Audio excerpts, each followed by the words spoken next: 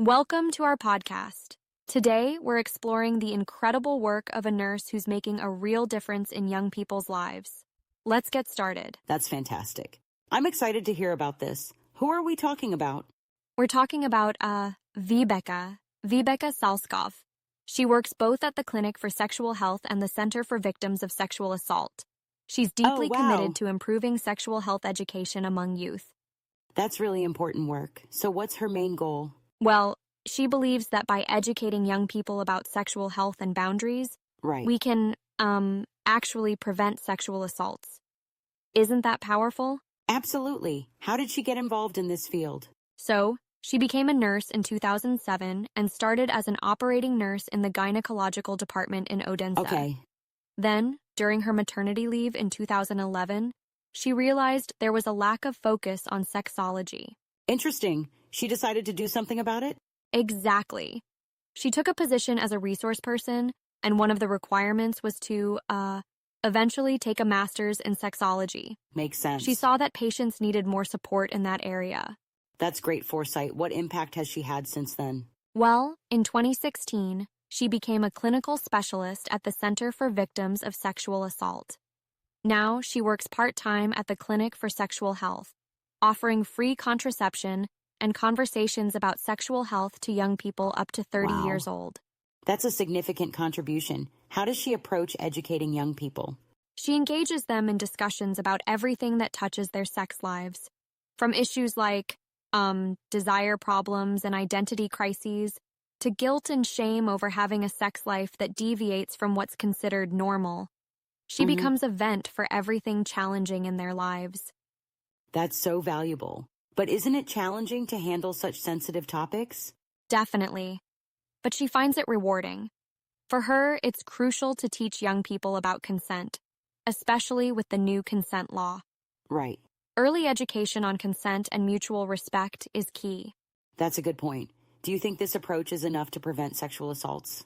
Well, she certainly believes that by helping young people understand and respect each other's boundaries, we can reduce the likelihood of assaults happening. I agree, but I wonder, isn't it also important to address the behavior of potential perpetrators directly? Of course. Actually, in the Center for Victims of Sexual Assault, they often see that young people don't recognize each other's boundaries, to the great suffering of both the perpetrator and the victim. Right. So education helps both sides understand and change behavior. I see. So she's working on both prevention and support? Exactly. She provides follow-up conversations with victims, coordinates with forensic doctors, police, and the prosecution, and even arranges interdisciplinary seminars. Wow.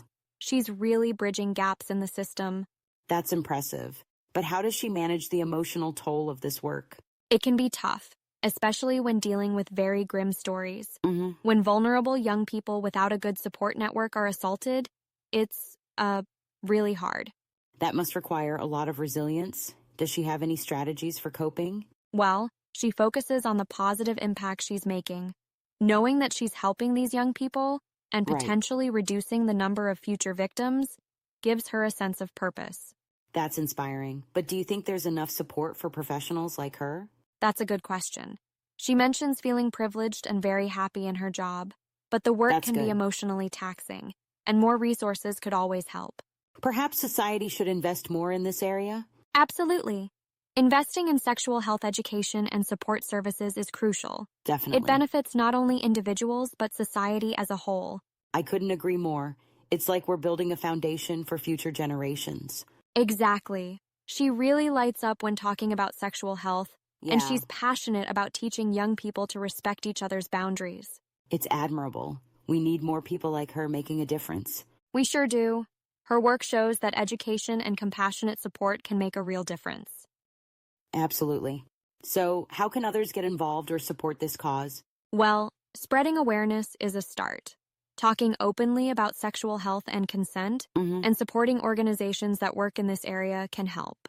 That's true. Maybe we should all take a page out of Vibeca's book. Definitely. By empowering young people with knowledge, we can foster a healthier, more respectful society.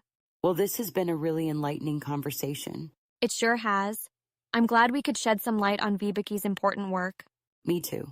Thanks for sharing all this. It's given me a lot to think about. Anytime. Let's keep the conversation going about sexual health and education. Absolutely.